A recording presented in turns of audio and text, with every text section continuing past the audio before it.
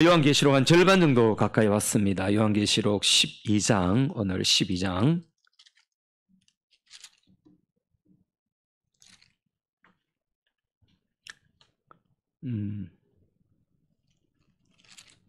12장 1절에서 마지막 절까지 좀 긴데요. 제가 읽도록 하겠습니다. 하늘에 큰 이적이 보이니 해를 옷 입은 한 여자가 있는데 그 발 아래는 달이 있고 그 머리에는 12별의 관을 썼더라. 이 여자가 아이를 베어 해산하게 되며 아파서 애를 쓰며 부르짖더라. 하늘에 또 다른 이적이 보이니 보라, 한 큰 붉은 용이 있어 머리가 7이요 뿔이 10이라. 그 여러 머리에 7 왕관이 있는데 그 꼬리가 하늘의 별 3분의 1을 끌어다가 땅에 던지더라. 용이 해산하려는 여자 앞에서 그가 해산하면 그 아이를 삼키고자 하더니 여자가 아들을 낳으니 이는 장차 7장으로 만국을 다스릴 남자라. 그 아이를 하나님 앞과 그 보좌 앞으로 올려갔더라. 그 여자가 광야로 도망가며 거기서 1260일 동안 그를 양육하기 위하여 하나님께서 예비하신 곳이 있더라.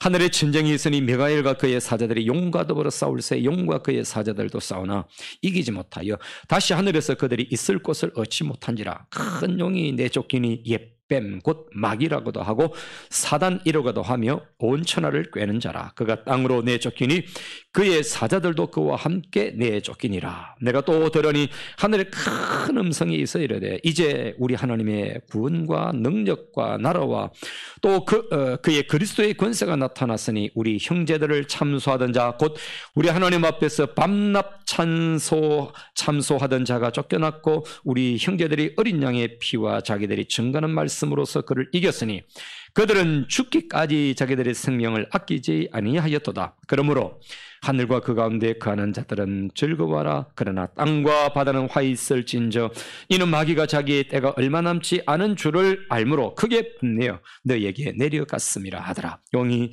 자기가 땅으로 내쫓긴 것을 보고 남자를 낳은 여자를 박해하는지라. 그 여자가 큰 독수리의 2날개를 받아 광야 자기 곳으로 날아가 거기서 그 뱀의 낯을 피하여 한 때와 2때와 반 때를 양육받으며 여자의 뒤에서 뱀이 그 입으로 물을 강같이 토하여 여자를 물에 떠내려가게 하려 하되 땅이 여자를 도와 그 입을 벌려 용의 입에서 토한 강물을 삼키니 용이 여자에게 분노하여 돌아가서 그 여자의 남은 자손 곧 하나님의 계명을 지키며 예수의 증거를 가진 자들과 더불어 싸우려고 바다 모래 위에 서 있더라. 아멘. 자, 여자와 용의 싸움이라고 하는 제목인데요. 굉장히 중요한 내용입니다. 여러분, 용 하면은 딱 생각나는 나라가 어느 나라입니까? 중국이죠. 여러분, 그 중국의 중화 사상은 굉장히 중요한 사상입니다. 그게요, 우리가 그냥 생각하면 안 돼요. 중화 사상이라는 건 세계의 우리가 중심이라는 거예요. 그러니까 여러분, 중국은요, 강력하게 우리가 용이라고 하는, 자기들은 용이 좋다고 하죠. 우리는 사단의 입장에서 보잖아요. 근데 실제로 이 중국은 사단의 앞잡이로서 이 시대에 대단히 중요한 아주 큰 역할을 하고 있는 거예요. 온 세계를 공산화시키고 자기들의 사상을 전파하고 자기들이 세계의 중심이다라는 이게 자기들의 이념이에요. 그러니까 여러분 미국하고 막 싸우려고 그러잖아요. 우리가 생각을 좀 해야 됩니다. 자, 그럼 오늘 본문에 보면요, 여러분 이제 요한계시록하고 다니엘서하고 이렇게 여러분 딱 겹쳐지는 느낌이 딱 드는 부분이 있죠, 그죠? 그게 뿔이 나타나고 이런 것들 있죠. 자, 그래서 우리가 이런 상징적인 것들은 우리가 다니엘서도 제가 말씀을 드렸습니다만은 이것은 대단히 의미가 있다라고 볼 수 있습니다. 자, 우리가 지금까지 보았던 이제 두 가지 재앙이 있었죠. 7가지 인 재앙이 있었고 7가지 나팔 재앙이 있었어요. 끝났어요, 그죠? 자, 나팔 재앙이 끝나면은 바로 나타나야 될 게 대접 재앙이잖아요. 그런데 대접 재앙이 여러분 어디 나타나는 줄 아세요? 대접 재앙이 어디 나타나는지 한번 찾아보세요. 12장도 아니고 13장도 아니고 14장도 아니고 어디에 있을까요? 16장에 나와요. 그죠? 이게 희한하잖아요. 그러니까 여러분 이게 재앙이 이게 삽입 부분이 상당히 길어요. 그죠? 우리가 이제 앞에 봤던 두 재앙은요, 6 재앙을 하고 7번째 재앙 사이에 딱 끼어 있는 게 있고 그게 교회와 처음에 성도들이 될 것이고 두 번째는 교회의 사명에 대해서 나팔 재앙에서도 6번째 재앙하고 7번째 재앙 사이에 교회 이야기가 있었단 말이에요. 교회 사명이 나왔단 말이에요.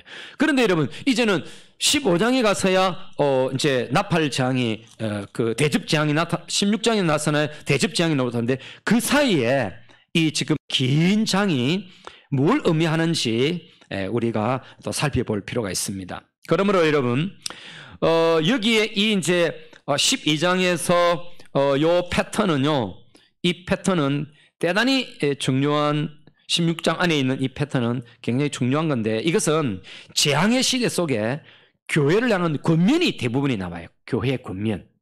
그러니까 앞에는 성도들 보고 힘내라 이게 끼어 있었다면은 또 두 번째는 교회에 대해서 사명을 줬어요. 교회의 사명.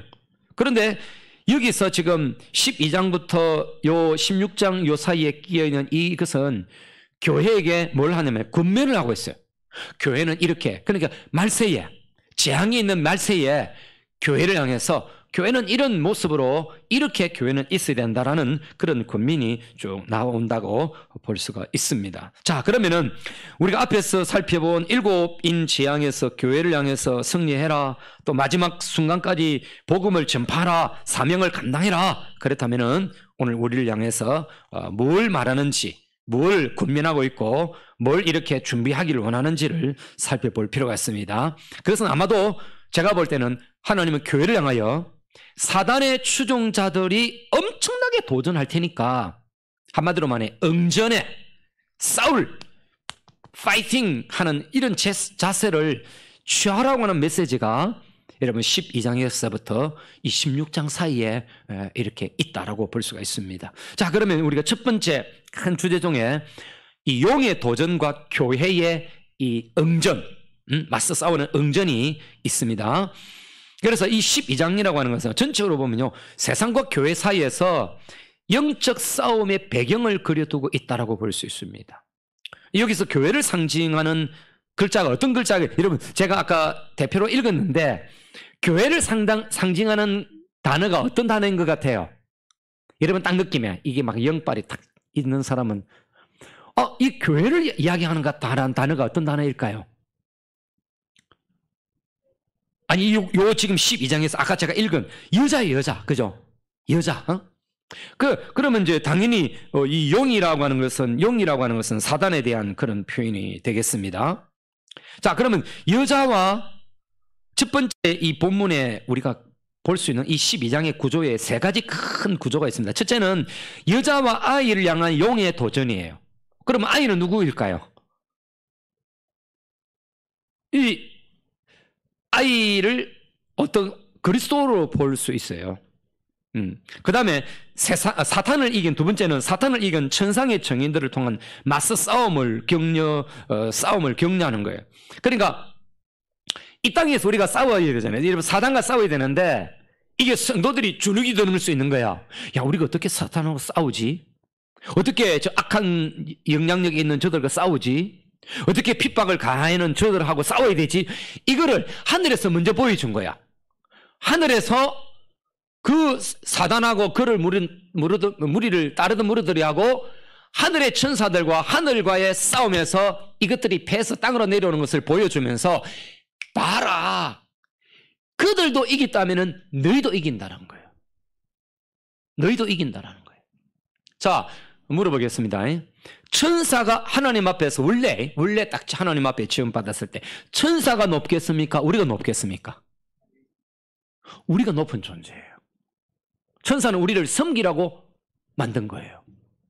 그러니까 천사가 만약에 그 영계에서 하늘에서 사단을 그걸 따르든, 여러분 사단은 마귀죠. 마귀를 따르는 것을 귀신이라고 하면 그 죽어서 귀신들 이거 말고 타락한 천사들의 쫄병이 귀신들이에요. 그러니까 여러분 우리가 죽어서 귀신 난다 세상 사람들 말하는 것은 그 영의 하나의 현상이에요. 악한 마귀의 그 귀신들의 하나의 현상이지 그걸 우리가 귀신이라고 말할 수. 귀신은 그 따르는 천사들의 대적한 천사들의 쫄병들 있죠. 천사들 그것들이 귀신이에요. 자, 그러면은 세 번째는 여러분, 지상교회를 향한 용의 최후의 발악. 그러니까 여러분, 위에서도 패하고 밑에서도 이제 교회랑 싸워야 되고 성도들하고 싸워야 되는데 이 용이 마지막 발악이에요. 이 머리가 원래 박살났잖아요. 그리스도로 말미암아 머리가 박살났거든. 그러니까 남은 꼬리가 막 여러분, 이 그런 뱀 종류나 짱어 머리 잘라봤어요? 딱 목 자르자마자 어떻게 될까요? 죽어요? 아니요. 한참 살아있어요. 여러분, 짱어 드시러 안 가보셨어요? 짱어 그거요 해도 꼬리가 살아있어요. 꼬리가. 여러분, 이게 뱀과잖아요. 우리 어릴 때 뱀 장래 부산에서 안 잡았죠? 부산에 삼천포에 살아, 이게 뱀을. 우리 뱀 잡잖아요. 그러면 뭐까지 죽게 되냐면 어릴 때 겁이 나가지고 뱀은 꼬리도 살아가고 나중에 살아나. 이게 이제 하나의 애들이 쓰는 이제 루머죠. 그리고 뱀 머리를 죽였는데도 꼬리가 한참 살아있다니까. 이런 개념이 사단이 예수 그리스도의 십자가 사건으로 머리가 박살났어요. 근데 몸통과 꼬리는 여전히 살아있는데 언제까지? 예수님 오실 때까지 발악하는 거야. 이제 그런 의미를 여러분 두고 있다는 거예요. 자, 그렇다면은 이 사단의 특징은요. 여러분, 사단은 이런 표현을 쓰면은 좀 여러분 어떻게 생각해요? 패러디의 천재예요. 패러디 천재. 이렇게 막 알죠? 패러디. 어떤 장난이 뭐라 해야 되죠? 패러디. 그런 게 꾸미는 거 있잖아요. 그 진짜처럼. 그런 이제 패러디의 천재예요. 패러디의 천재. 이 사단은. 그래서 뭘 그런 패러디 하느냐, 뭘 본받아서 이렇게 그렇게 패러디 하냐면 삼위일체를 패러디해요. 삼위일체. 성부, 성자, 성령. 요것처럼 사단도 이런 삼위일체 패러디가 있다. 나중에 이런 보겠습니다. 자, 그러면 12장과 나오는 이 용하고 또 여러분 13장에 보세요. 13장에 보면은 적그리스도가 나와요. 여러분 13장은 적그리스도가 나와요. 적그리스도가 신성모독은 적그리스도 나오고 여러분. 그리고 여러분 13장 후반부에는요.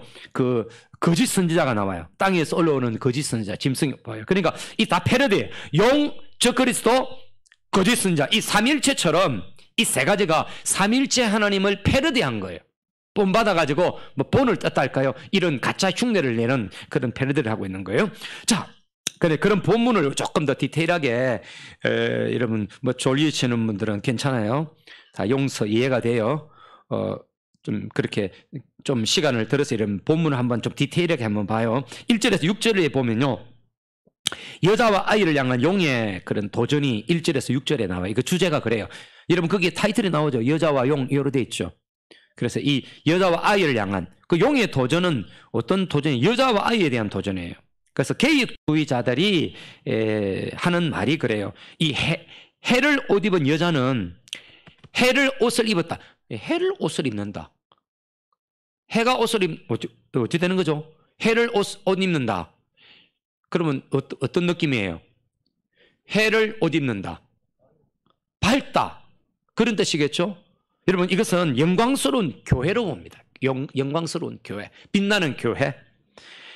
그것도 그리스도를 배출한 교회와 신약의 교회를 통틀어서 말하는 것이 해를 옷 입은 여자다. 근데 이 여자는 발 아래 무엇이 있습니까? 다리 있죠. 다리 있고 머리에는 면류관이 씌어져 있습니다. 발 아래 다리 있다는 것은 만물을 지배한다는 거예요. 이런 교회가 만물을 지배한다. 면류관은 여러분 승리를 뜻하는 그런 의미가 있고 영광스러움을 말하거든요. 그러니까 하나님의 교회는 그야말로 행할 수 없을 정도로 영광스러운 존재라고 하는 것을 여러분 지금 12장 1절에 말하고 있는 것입니다. 그래서 우리가 생각할 때는 우리 자신에 대한 판단이 뭐 교회가 죄송합니다. 이 꼬라지 이래가 되겠나? 교회가 이래 뭐 약하고 교회가 뭐 이렇게 다 뭐 그런 그 부패도 많고 교회가 세상에 욕들을 짓도 하고 막 그런 거 생각하면 교회에 대한 판단이 우리가 굉장히 이제 이렇게 좀 평가절하되어 있잖아요. 그러나 우리 주님의 눈에 비친 교회는 머리부터 발끝까지 영광스러운 해를 옷 입은 존재처럼 그렇게 영광스러운 존재라는 거예요. 이게 굉장히 은혜로운 거예요, 여러분. 박근사님. 온유가 예쁩니까? 안 예쁩니까? 누가 볼 때? 근데 온유가 안 이쁘다 하는 사람이 있을 수 있어요, 없어요? 있죠. 누가 그럽니까?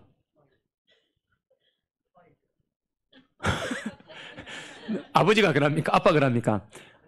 근데 내 딸이니까 어때요? 예쁘지. 내가 봐도 예쁜데 난 딸이 없으니까. 난 딸들이 다 예뻐요. 근데 내 딸이니까 예쁘단 말이에요. 그러면 그 절대적이냐라는 거예요. 다른 사람이 볼 때는 어때요? 안 이쁠 수 있어. 근데 내가 볼 때는 이쁜 거예요. 그죠? 예수님이 교회를 향한 사단의 평가나 세상의 평가는 교회는 마음에 안 들 수 있어요. 근데 주님이 교회를 보실 때는 교회가 영광스러운 여러분 해를 가도 어디부터 와 하고 너무 멋있잖아요. 그런 존재, 영광스러운 존재라는 거예요. 그러니까 이 말씀은 어떤 내용을 품고 있냐면 우리에게 메시지를 주고 있냐면은 교회야 너무 패배의식이나 열등의식 갖고 있지 마라 이런 거예요. 아니겠어요? 그 딸에게 온유 보고 뭐라 그랬어요? 온유도 뭐 똑똑하고 뭐 또 좋은 대학도 나왔는데 온유가 만약에 열이 좀 이렇게 기가 죽어 있다. 그럼 엄마가 뭐라 해야 됩니까? 기 죽지 마라. 왜 네가 뭐 그래 뭐 엄마 아빠가 못났나? 또 뭐 네가 공부를 못했나? 좋은 대학 안 나왔나? 네가 뭐 무엇이 부족하노? 이래 안 하겠어요, 그죠? 그래 안 하겠어요. 그게 예수님이 교회를 향한 평가라는 거예요. 내가 필요값 주고 너를 샀는데 니만큼 귀중한 게 어디 있냐라는 거예요. 그러면 우리는 그 교회 안에 포함되어 있으니까 우리도 다 그런 존재야. 다 그런 존재야. 강미의 성도에 대해서 남편이 남편이 생각할 때 마음에 들겠어 안 들겠어? 안 들 때도 있겠지만 안 들 때도 있겠죠. 근데 예수님이 보실 때는 우리가 안 그렇다는 거예요. 야 강미애야 네 사랑한대, 네 좋아한대, 네 좋다. 이게 교회를 향한 평가처럼 우리를 향한 평가다 이 말이에요. 그러니까 열등감 갖지 마라, 패배의식 갖지 마라는 거예요.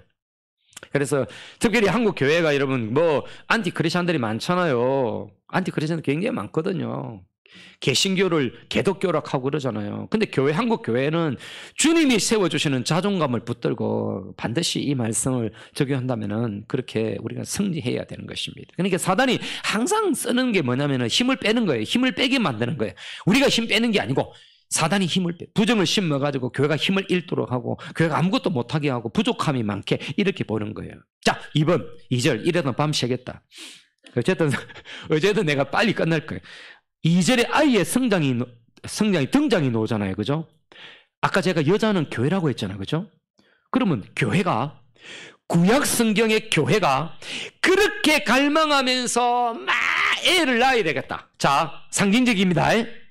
구약의 교회가, 구약의 성도들이 그렇게 후손이 하나 나와야 되겠다. 거룩한 후손이 나와야 되겠다. 누구겠어요? 예수님이죠. 그러면 신약교회는 그 예수님이 오신 거야. 근데 우리는 재림의 예수님을 기다리는 건 똑같은 거야. 그래서 여러분 신구약 교회가 이 여자가 아기를 임신해서 해산했다. 곧 예수 그리스도다 이 말이에요.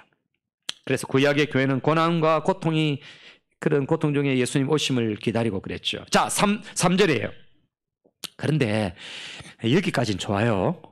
근데 하늘에 또 다른 이적이 보이니, 선을 딱 껐죠? 이적이 보이는데 누가 나타날까요? 큰 붉은 용이 있어. 자, 용은 사단이다. 붉은 것은, 붉다라는 것은요, 멸망시키고자 하는 그런 헐떡이는 모습을 표현하고 있어요. 이 사단은, 여러분, 우리가 다니엘서도 봤잖아요. 뿔이 있다. 7머리와 10뿔을 가지고 있다. 여러분, 7머리라고 하는 것은 그 짐승으로서는 완벽하게 뭔가가 있는 거죠. 그 다음에 권세에 10뿔이 있다라는 거예요. 근데 그 머리에 7 왕관을 쓰고 있다. 머리에 뿔은 권세와 지배를 나타내고 7과 10은 완전성을 말하는 거예요. 따라서 이 7머리는 큰 나라들을 말하고 10뿔은 작은 나라들을 말하는 것입니다. 이런 모습을 보면 사단은 하나님의 완전함에 대한 철저한 모방이에요. 패러디예요. 아주 모방이에요. 예수님도 여러분 딱 이렇게 왕이거든. 예수님도 왕이단 말이에요. 그런데 예수님을 패러디하기 위해서, 모방하기 위해서 뭐한다? 7머리가 있고 거기에 10뿔이 있다. 온 나라와 또 작은 나라들, 온 세상 전체를 말하는 거겠죠. 전체를 지배하고 있다. 이게 이런 사단의 패러디다. 이렇게 사단이 전 세계를 지배하고 있다는 것을 의미하고 있는 것입니다. 하늘, 이건 여기서 딱 착각하지 마세요. 오해하지 마세요. 착각이야, 오해. 그러면 사단이, 하나님이 왕인데 왜 세상을 사단이 그렇게 지배하도록, 온 세상을 지배하도록 뒀는가? 여러분, 그것은 하나님의 권세 아래에서 제한적 범위 안에서 허용하신 거예요. 허용한 거예요. 그러니까 이런 북한이나 중국이나 이런 나라들이 그 나라, 어떤 나라도 마찬가지예요. 민주주의 국가도 마찬가지예요. 어떤 나라든지 사단의 앞잡이 노릇을 하는 그런 나라들은 결국은 여러분 하나님의 권세 아래에 있는 나라예요. 허용이 되는 거예요. 허용. 그래서 이런 불신자들을 통해서 온 세계를 지배하고 있다는 것은 우리는 인정해야 됩니다. 이것은 용이 가진 위엄과 통치권은, 그러나 우리는 분명한 것은 교회의 영광과 권세는 미치지를 못합니다. 하나님의 나라에는 미치지 못하는 것입니다. 자, 사들. 자, 이런 가운데 이 용이 활동을 하는 거예요. 까부는 거예요. 그 꼬리가 하늘의 별을 3분의 1을 끌어다 땅에 던지더라. 용이 해산하는 여자 앞에서 그 해산하는 그 아이를 삼키고자 하더니, 여러분 여기 하늘의 별들은 천사들을 의미하고요. 그 꼬리는 미혹을 말하는 거예요. 끌어다가 땅에 던졌다는 것은 천사들을 타락시켰다는 그런 의미예요. 그러니까 귀신들은 천사가 타락해서 된 거예요. 사람이 죽으면 귀신들은 이게 아니고 그는 미혹하는 영이에요. 그죠? 하나의 현상이에요, 현상. 그런데 귀신들이 있다는 거예요. 그래서 사단의 이 용은 별들, 저 천사들, 타락한 천사들의 별들의 질서로 상징되는 하나님의 질서와 통치를 대적하는 거예요. 이게 또 하나의 패러디죠. 그리고 여자 앞에서 그가 해산하면 그 아이를 삼키고자 한다라고 하는 것은 예수님이 태어나면 그를 죽이려 하는 것을 말하는 거예요. 자, 그러면 역사상 예수님을 태어날 때 죽이려고 했던 사람이 누굽니까?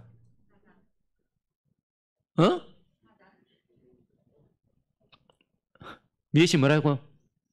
사단. 근데 그 사단을 앞잡이가 된 사람이 누굴까요? 아까 세상 나라도 사단의 영향을 아래 있다 했잖아요. 근데 그건 사단이 마귀나 똑같다 했죠. 사단의 앞잡이가 된 게 누구냐라는 거예요. 헤롯이라고. 헤롯 대왕. 헤롯 대왕. 그러니까 헤롯 대왕이 예수님 죽이려고 했잖아요. 그죠? 그럼 어디로 갔습니까? 정 집사님 졸리려구나. 우리 그림 가르치는 눈이 초롱초롱하더니 이제 조금 더 마칠 거예요. 어떻게 했습니까? 애굽으로 피신 갔잖아요. 이것도 의미가 있다니까. 애굽에 피신한 것은요, 애굽에서 피신 갔다 애굽에서 나오잖아요. 이것은 출애굽을 보여주는 거예요. 새로운 출애굽, 구원을 뜻한단 말이에요. 그래서 애굽에 간 것도 다 이유가 있는 거예요. 자, 그래서 이 용의 역사 가운데 그리스도를 핍박하고 마침내 저주의 십자가로 처형하는 일로 예수님을 삼키려 합니다. 그러니까 사단이 너무너무 행복했던 순간이 뭐냐면 예수님을 십자가에 못 박는 순간이야. 야, 끝났다 이게. 죽이면 그런데 사단이 모르는 게 있는 거야. 죽음으로 사실은 끝난 게 아니고 죽음은 우리의 모든 죽음을 끌어안고 죽는 것인데, 그거로 죽은 게 아니라 예수님이 살아남으로 인해서 우리에게 부활의 영광을 주시는, 부활의 첫 열매가 되시고 부활이 된 거예요. 부활. 사단이 이걸 모르는 거예요. 이거를 지배할 수가 없는 거야. 죽음까지는 끌고 갔는데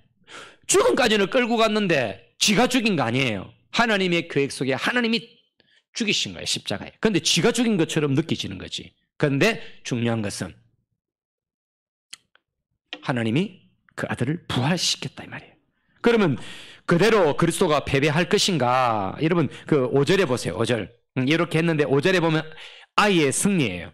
여자가 아들을 낳으니 이는 장차 7장으로 만국을 다스릴 남자라. 이는 이사야서에서 나옵니다. 그 아이를 하나님과 그 보좌 앞으로 올려가더라. 여기서 여러분 여자가 낳은 아들은 그리스도 예수라고 그랬죠. 여자는 구약 전체의 교회로도 보기도 합니다. 이 뜻은 구약의 예언과 대망 고통 가운데 예수님이 오셨다는 겁니다. 이 아들은 7장으로 만국을 다스릴 자가 되어졌다. 온 세상을 다스리는 진정한 왕으로 오셨다. 그러니까 사단의 계획들이 예수님의 메시아적 그런 임무 또 성공적인 수행으로 좌절이 됐다는 거예요. 그래 박살이 난 거죠.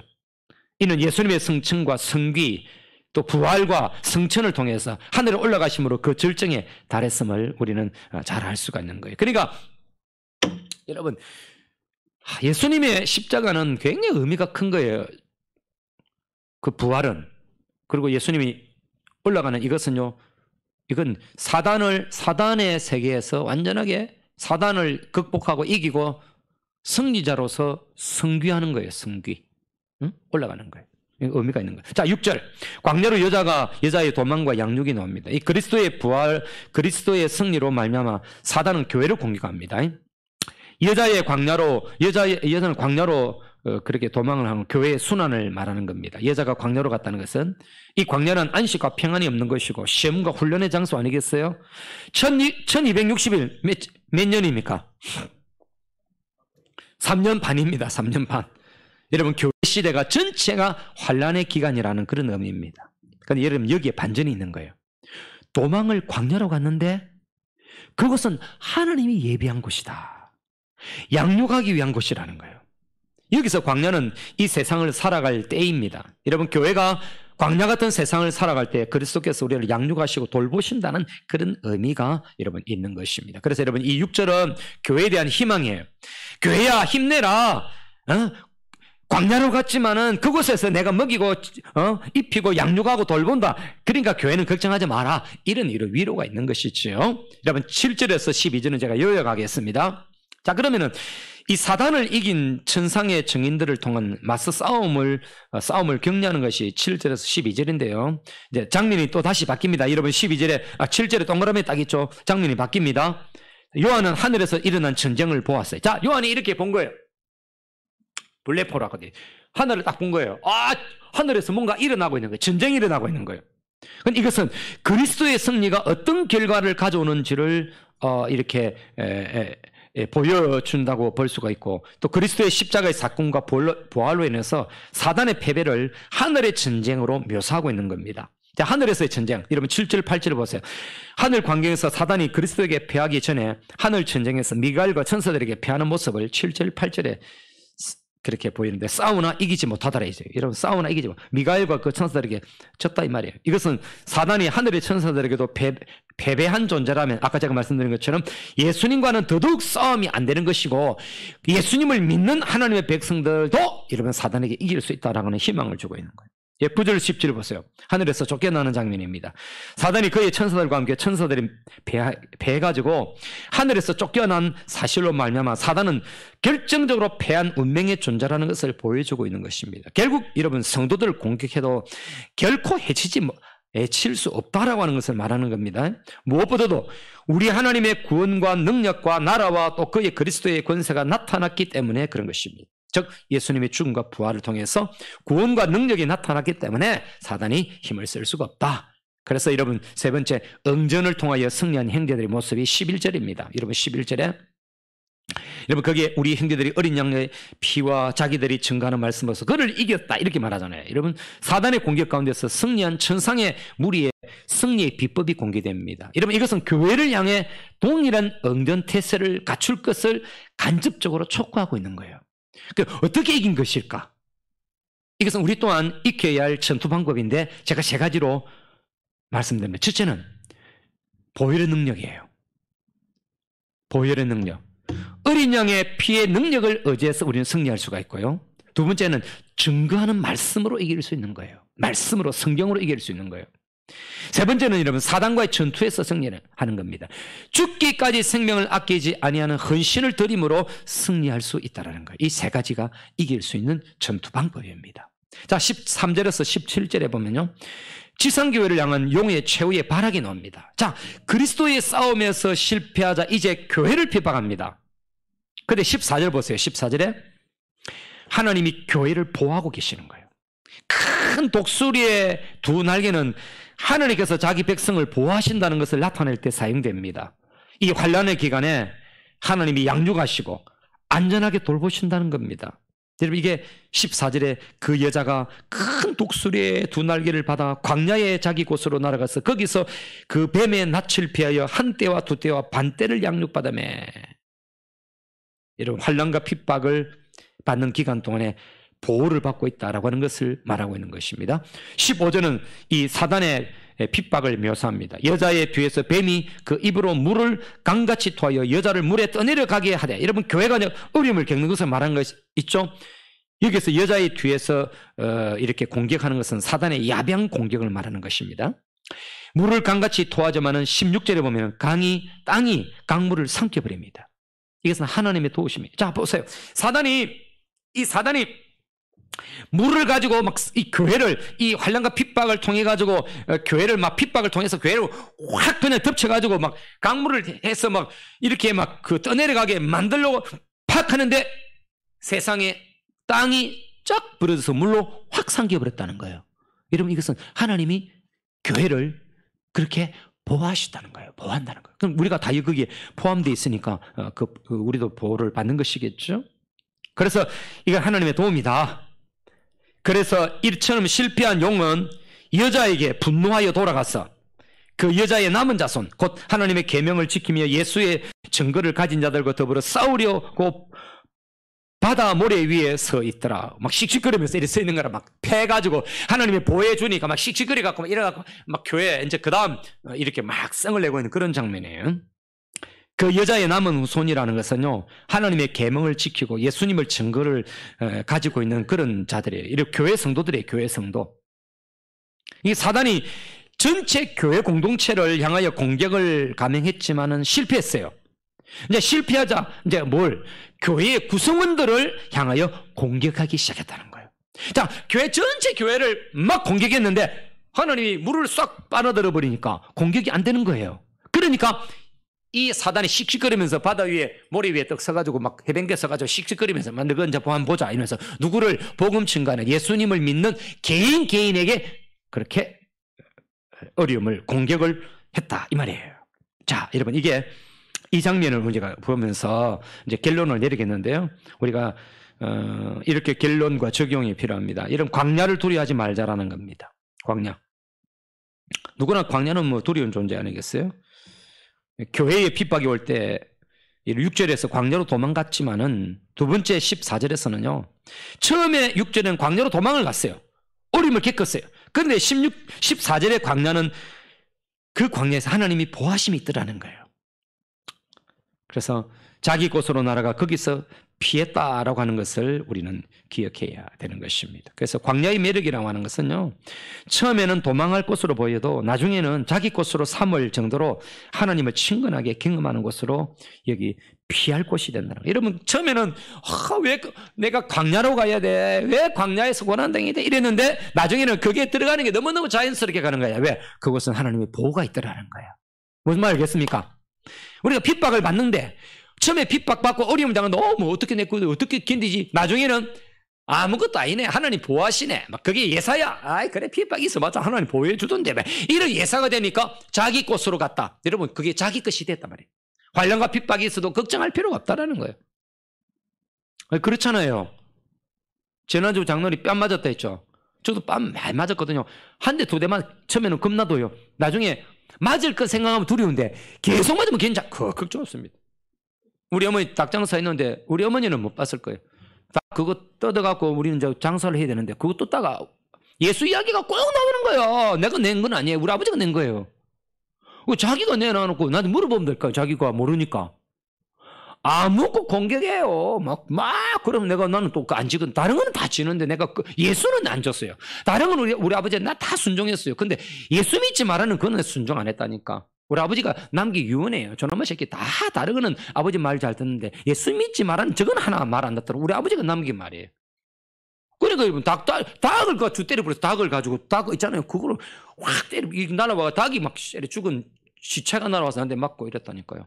근데 나중에 그게 여러분 좀 그런 게 개운한 거 있잖아요. 맞으면은 그거 알겠어요? 맞았는데 그 자주 맞으니까 기분 되게 좋은 거 있죠. 그게 두려운 게 아니야. 왜? 이게 주님이 기뻐하시는 거구나. 내가 진리를 이겼구나. 이게 딱 마음이 들면 이게 이겼는데 우리 아버지가 진짜 싫어하는 것은 사단이 싫어하는 거지. 이런 마음이 딱 들면요. 이게 맞는 것도 예사야. 근데 괜찮아. 이게 오늘 본문에 자기 곳으로 날아갔다는 그런 뜻이란 말이에요. 쉽게 말하면. 무슨 말 알겠죠? 친근하게 된다는 거예요. 그래서 그곳은 광야라고 하는 것은요, 우리에게 있는 광야는 우리를 자라게 하는 곳이에요. 우리를 죽이는 게 아니고 자라게 하는 거예요. 우리가 만나는 광야는 도망갈 곳으로 여기고 패배자로 쓰러질 수 있지만 하나님은 그 땅에서 양육하시고 보호하신다는 걸 기억해야 되고요. 사단은 우리를 광야로 몰아 넣어서 죽게 할지 모르지만 하나님은 그 광야를 통해서 하나님의 사랑을 맛보고 깨닫고 더 성숙함으로 표현할 기회로 우리에게 주신다는 사실이에요. 이게 생각이 완전히 다른 거지. 완전 다른 거죠. 그죠? 그래서 우리가 걸음마다 하나님이 책임져 주신다면은 그것이 광야라 할지라도 결코 버릴 것이 하나도 없다는 사실을 깨닫고 광야를 즐길 줄 알아야 되고요. 광야를 만나면 숨 쉴 수 없는 곳이 아니라 광야에는 실제로 하나님이 계시고 하나님이 나와 함께 하신다는 경험의 장소라는 사실을 여러분 바꿔서 생각하신다면은 여러분의 삶은 복되고 또 승리하는 삶이 되겠고, 오늘 이 말씀을 주신 목적이 바로 이거예요. 이거. 바로 사단이 괴롭히면 괴롭힐수록 하나님의 보호하심은 더 강력한 것이고 하나님의 그 은혜는 더 강력하게 우리 속에 광야에서 만날 수 있다. 이게 오늘 12장에 여기 있는 이유가 바로 그렇다는 거예요. 기도하겠습니다. 하나님 아버지,